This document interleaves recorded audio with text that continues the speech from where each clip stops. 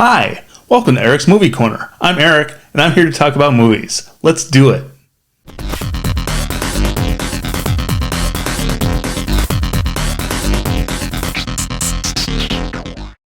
First of all, let me apologize for my absence. It's been a few weeks since I posted anything on the channel, and I'm sorry. It started out with a reason, and then lapsed into excuses, but I won't bore you with any of that. The important part is, I'm back, baby! Woo! Today, we're going to be talking about the 1979 science fiction classic, Alien. Now, I've been hanging out with the horror community for a little over a decade at this point, and people get weird about this movie.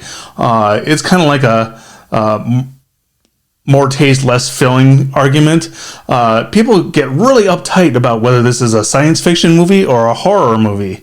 And I say, why can't it be both? Because it is set in space, on a spaceship, and there's an alien, thus the title of the movie. However, when you look at it, it really does kind of follow the same structure as a slasher film. So I think both things can be true. And the most important thing is it's just a great movie all around. So, if you haven't seen Alien, for crying out loud, go watch it and then come back. Alien stars Sigourney Weaver and Tom Skerritt, along with a bunch of other people, including John Hurt, Ian Holm, Veronica Cartwright, Harry Dean Stanton, and Yaphet Kotto. That's all the people that are in this movie. It's a very small cast because it's the crew of a spaceship. I find it interesting that Hollywood in the past has greatly overestimated human ability as far as predicting the future. In Back to the Future in the year 2015, which was FYI 6 years ago, they had flying cars and holographic movies and self-lacing shoes and hoverboards. We ain't got any of that stuff. Alien is a little less ambitious. However, it's set in 2037, and the spaceship in this movie is a mining ship in which they have hypersleep pods where people can be in suspended animation to travel long distances to other galaxies where apparently they're mining. So, yeah, unless Elon Musk and Jeff Bezos get their stuff together, that ain't happening by 2037. Anyway, the setup for this movie is pretty simple, which is that the spaceship Nostromo awakens all its inhabitants from its sleep pods when it receives a signal from a nearby planet that they're passing. And the company directive is to investigate any signals that they pick up. So they're diverted from their trip home to go check out the signal on the planet. And I'll just leave it there in case there's some reason you haven't seen this movie. Again, watch this movie if you haven't.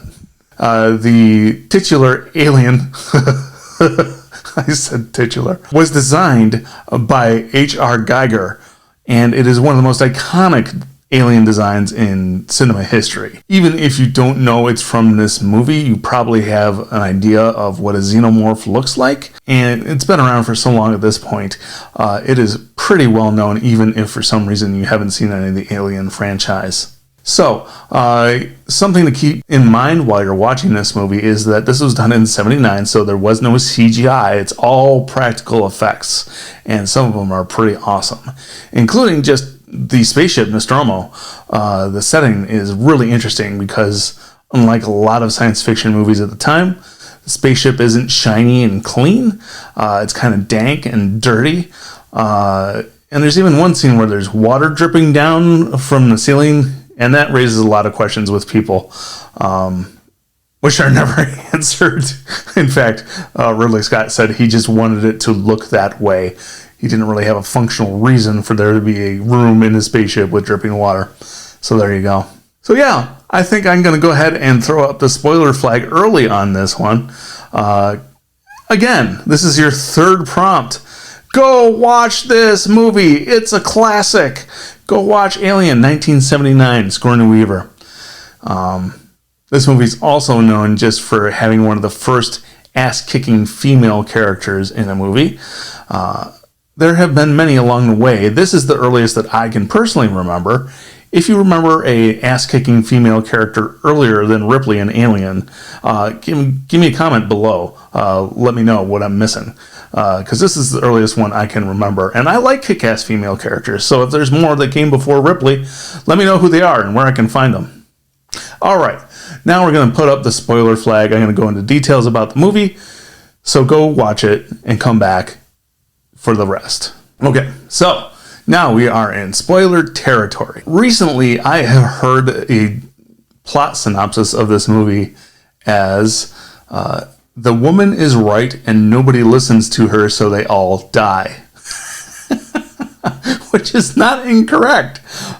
So right now, I'm going to play the scene where that plot synopsis comes from, which is that here they're coming back from their exploration of the alien ship, where one of the face huggers has latched onto a crew member, and they're trying to get back in the ship, and Ripley is telling them, look, here's the deal, quarantine protocol, no, you can't come back in. Wait a minute. If we let it in, the ship could be infected. You know the quarantine procedure. 24 hours for decontamination. It could die in 24 hours. Open the hatch. Listen to me. If we break quarantine, we So, will die.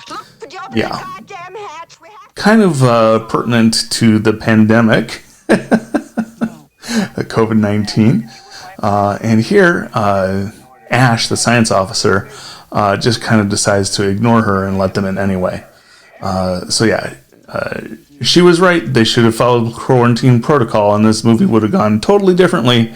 But everybody thought they knew better than her, and to make an exception because one of them was in trouble. Eventually, the thing that attached itself to the crew member's face falls off, and they find it, and they do an autopsy, which I'm going to show you part of here. This is, again, practical effects, and this alien was created by using scallops and I think oysters and clams and part of a sheep's kidney, and they just kind of cut it up to make it look like they wanted it to, and then put it in here, which is why this looks so actually organic, is because it is. Apparently made the set smell real bad as well. So yeah, they made it look like animal guts by using animal guts. Kind of interesting, and some great practical effects here. Of course, it left behind a present. Now we're going to look at the infamous chest bursting scene. For this scene, the cast members did know that something was going to pop out of his chest. There's a myth that they did not. They did know that somebody was going to burst out. However, Ridley Scott did not tell them how much splatter was going to happen, which is you get some genuine reactions from the cast members here. For this scene, the actor had his body underneath the table with his head sticking through, and there was an animatronic torso that they used for the actual bursting of the alien. Pretty intense scene right here.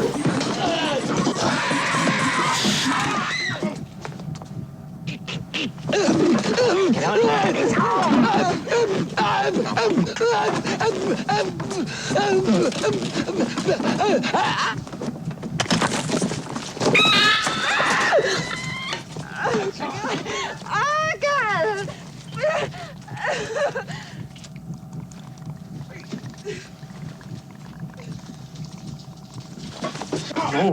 Alien looks a little cheesy by modern standards, but not bad for 1979.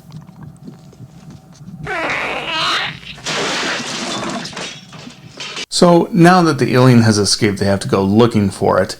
And along the way, they encountered the ship cat, Jonesy, and accidentally capture him and then make this mistake of letting him go and realize that they need to catch the cat or else it's going to keep on showing up on their sensors when they're trying to track down the alien. So in this scene right here, he's going to find the cat. And interesting thing about this scene here, when the cat hisses, they did this by hiding a German Shepherd behind a screen and then lifting it to reveal the dog and get the reaction out of the cat here. And this is the first time we see the full-grown alien. Oh, look at that bad boy.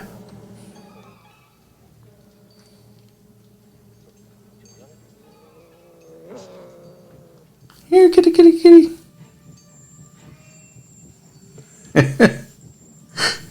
And by the way, Yeah, this is how this would go. You think your cat loves you, but if an alien murders you, it'll just sit there and watch. Jonesy, bad kitty. That's the last clip I'm going to show, but there's some awesome scenes going on in this movie. So yes, Alien 1979 is a classic for a reason. It spawned 3 sequels and then 2 prequels much later on, Prometheus and then Alien Covenant, both of which happened before the events of this movie. The Xenomorph has become iconic. And one of my favorite memes ever is this one right here with Sigourney Weaver and Alien.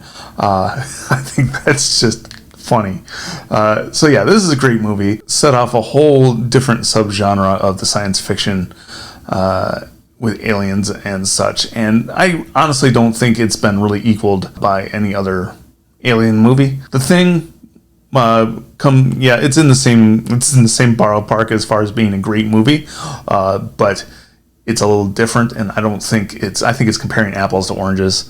I don't think we've gotten a straight up scary alien like this since the original. Also, one of the interesting things about these creatures is that they bleed acid, and the decision was made to do this just to have a reason why the crew didn't immediately arm themselves with guns and shoot it dead, because if they were to do that, all the acid blood all over the place would eat through the hull and they would be dead from exposure to space. So that decision was made to make it so they can't just shoot the alien, because that would be a way too easy out. Hopefully you have watched Alien at this point. I hope you enjoyed it. If you liked hearing me talk about it, please give me a like below and subscribe to the channel. Tell a couple friends to subscribe to the channel, and have them tell a couple of friends to subscribe to the channel, and we will be well on our way. All right, thanks for stopping by Eric's Movie Corner. See you next time.